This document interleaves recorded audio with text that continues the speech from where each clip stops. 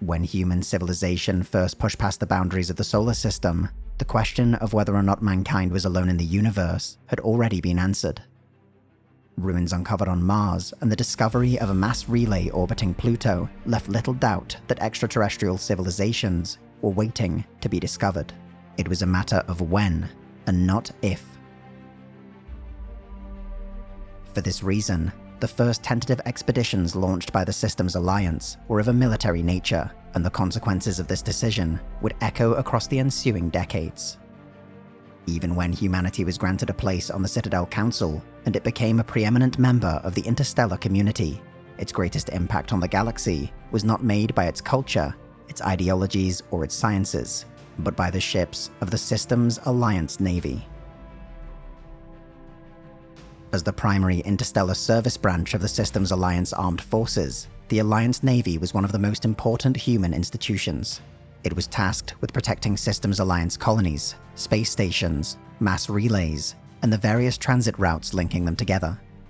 As the Navy grew in strength, it was increasingly able to project force outside Alliance territory, engage in forward peacetime deployments, and rapidly respond to regional crises.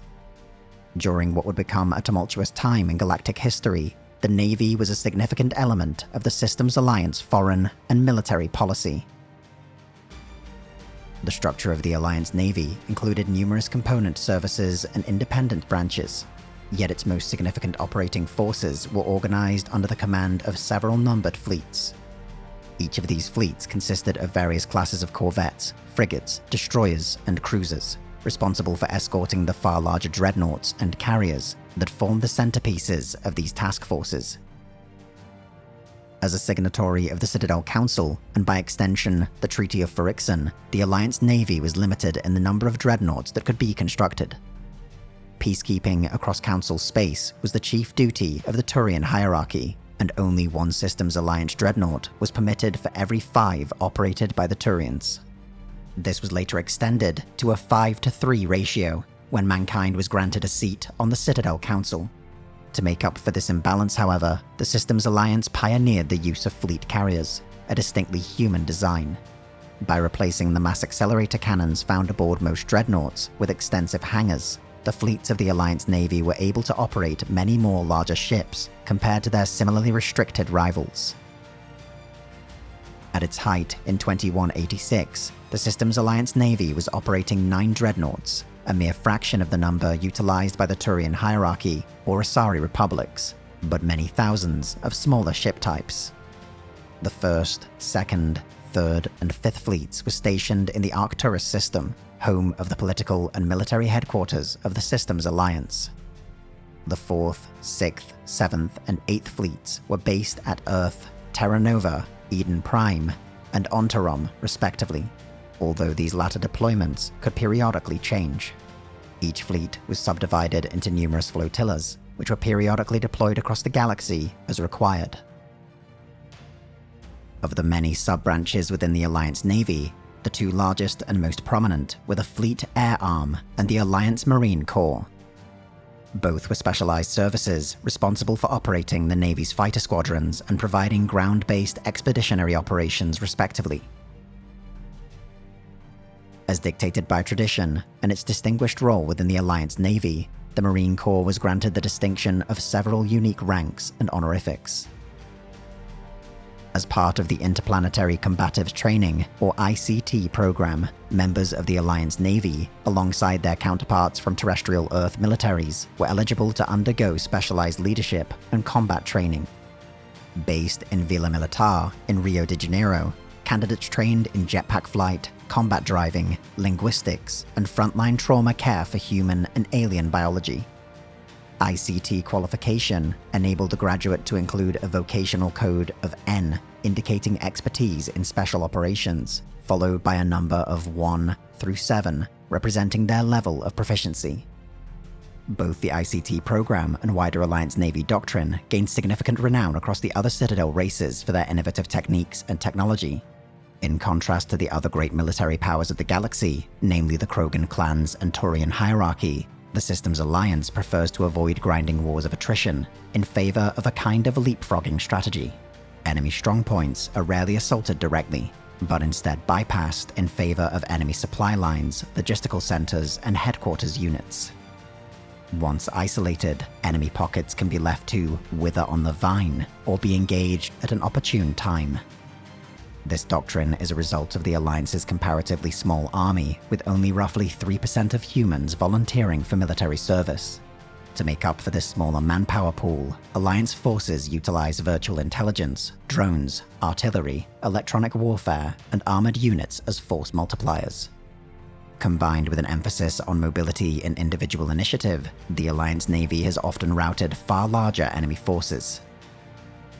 Alliance mission-type tactics and strategic doctrine were a response born from the service's earliest major conflict, the First Contact War of 2157, while ultimately a small-scale and relatively bloodless incident resulting from mutual ignorance. It had an enormous effect on the Alliance Navy, as well as outside opinion on human civilization.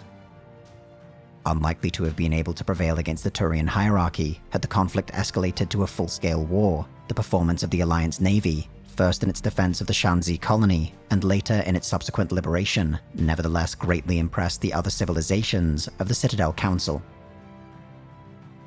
Even the Turians regarded the Alliance's capabilities favorably, and the mutual respect that developed here helped ease the tensions left over from the conflict. The Alliance Navy remained at the forefront of humanity's efforts to become a true interstellar civilization. It gained further renown in 2176 after defending the human colony of Elysium from opportunistic pirates and mercenaries in a battle that would come to be known as the Skillian Blitz. Subsequent actions in Thashaka and Torfan would further cement humanity's military prowess. It was during the Battle of the Citadel, however, that the Alliance Navy earned perhaps its greatest victory. An unexpected attack on the station by a fleet of Geth warships led by the Reaper dreadnought Sovereign nearly overwhelmed the Citadel fleets. However, with the intervention of Commander Shepard, the first human Spectre agent, the Alliance 5th Fleet arrived at the decisive moment, shattering the Geth formations and Sovereign itself. The role played by the Alliance Navy in the battle was instrumental in the decision to grant humanity a role on the Citadel Council. Together with the Turian hierarchy, Alliance fleets would be utilized by the Citadel in a galactic peacekeeping role. In just a few decades, the system's alliance had achieved a place of prominence within galactic civilization that others had not accomplished in centuries or millennia. Despite its revolutionary designs and innovative doctrine, the Alliance Navy proved no more capable of resisting the advance of the Reapers during their full-scale invasion of 2186. In battles fought across the solar system and Alliance space, every major numbered fleet suffered significant losses, with some wiped out entirely as effective combat elements. Under the leadership of Admiral Hackett, Alliance forces retreated to various rendezvous points across Citadel space, while Commander Shepard began marshalling galactic resources for a counterattack. During a single decisive engagement, the Alliance Navy was joined by its counterparts from every major interstellar military, fighting the Reapers in orbit of Earth. The outcome of that apocalyptic battle has been lost in the cataclysmic events of the era. All that can be said with some degree of certainty is that the fleet actions in orbit of Earth allowed a major landing of troops onto the surface. Humanity was seen as many things during its brief tenure on the galactic stage: a powerful force for peace, or unrestrained, dangerous upstarts. In many ways, it was both. Yet, whatever future mankind may have won or lost for itself in orbit of Earth, it was paid for in blood by the ships, sailors, and marines of the system's Alliance Navy. The Templin Institute investigates the nations, factions, and organizations of alternate worlds. If you've enjoyed this video and would like to join the Templin Institute, consider pledging to our Patreon page. Along with increased security access, you'll be able to vote in polls to determine future topics, get custom wallpaper every week, and receive some other exclusive rewards. I'm Commander Shepard, and I have no strong opinions regarding the Templin Institute one way or the other.